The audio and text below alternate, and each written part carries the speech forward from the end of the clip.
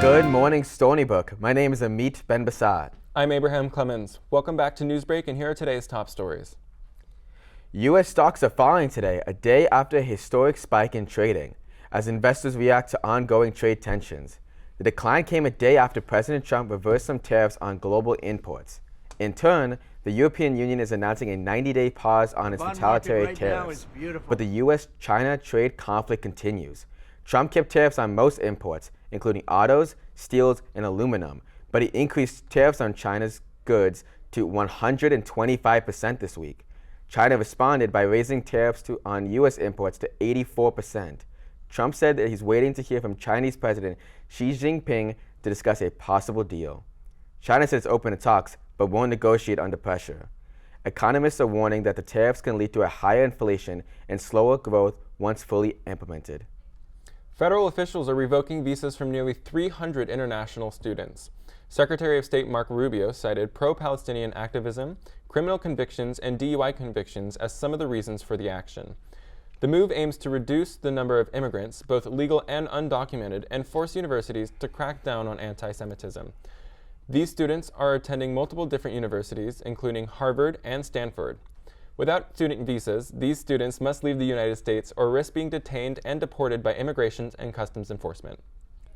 Colossal Bioscience, a U.S.-based biotech company, is announcing the birth of 3 genetically engineered dire pups this week for the extinct species.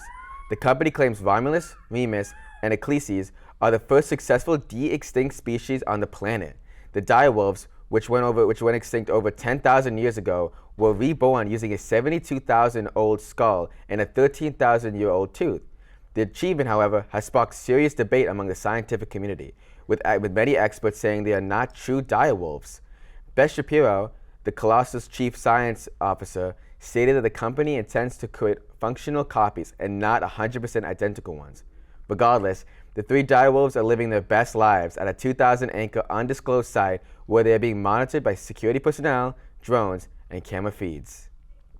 Bringing our attention back onto campus, Stony Brook Fashion Club will be hosting a runway show where students are encouraged to explore their creativity. Our very own reporter, Lily Miller, went to capture the preparation leading up to the event.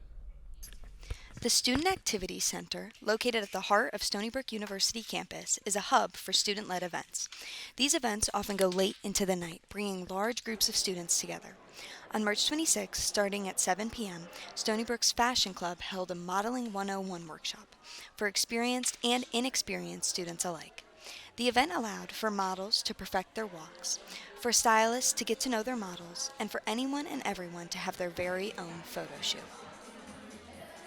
Just make sure we outreach to as many students as possible to show there's like a variety of different organizations people get involved with, especially fashion. So I'm interested in going into the fashion industry as a career. So just kind of like trying to find people who are also interested, possibly wanting to pursue that in their life, but also to just like talking to people who have that interest and have like that passion as well. Students with more experience led others through small workshops for a more confident performance. They created characters and picked music for their perfect runway walk. So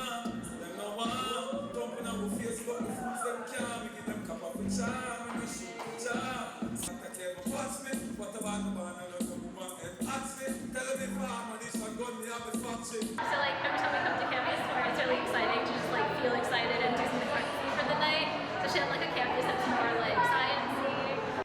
The event was in preparation for the Fashion Club's first ever runway show on Friday, April 25th. The club aimed to gain more models, allow members to gain experience, and to truly get to know one another.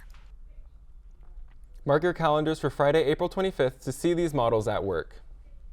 This has been this week's Top Stories. My name is Abraham Clemens. My name is Amit Ben-Bassad, and we'll see you all next week.